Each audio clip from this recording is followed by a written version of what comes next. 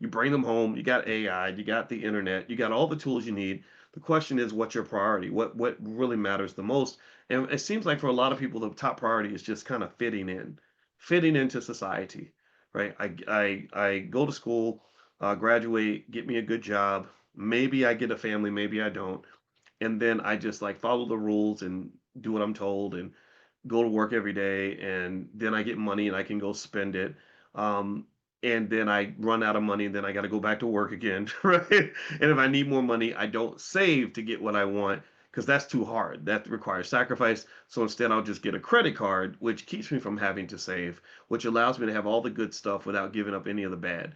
And what that does is that creates that this really horrifically toxic lack of balance.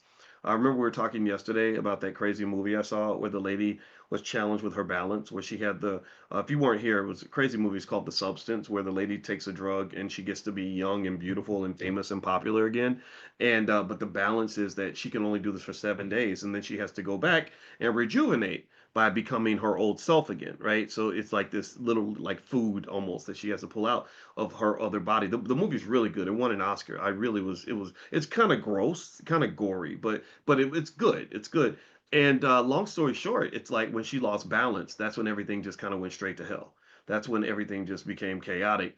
And so the lack of balance is what really gets you. When they tell you, when they tell you things that are too good to be true, they probably are. So when they tell you you can have all the benefits and all the joys of having money, but you don't have to ever do any sacrifice, that's a deal with the devil. That's a toxic deal with the devil that lacks the balance that the universe requires for you to truly have what you want, right?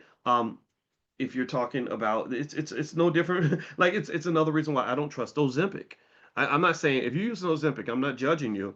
But when I hear about Ozempic, it's like, wait, I can just take a shot and I just lose all this weight and there's no sacrifice. I don't have to work out. I don't have to eat healthy. I don't do anything.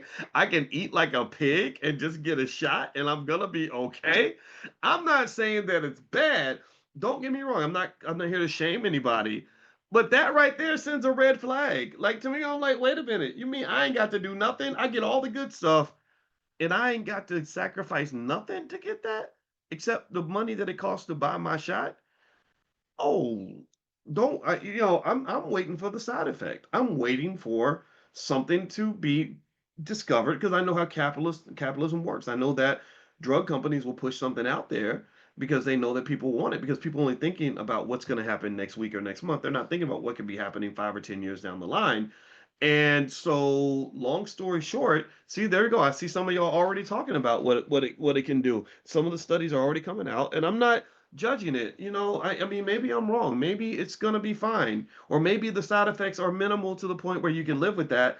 But that just speaks to a lack of balance, right? And so I think that what I've learned over time is that generally, the more you want out of life, the more you got to be prepared to sacrifice. 9 times out of 10. Like life doesn't give you what you want, life gives you what you earn. Life gives you what you deserve. Life gives you what you prepared for.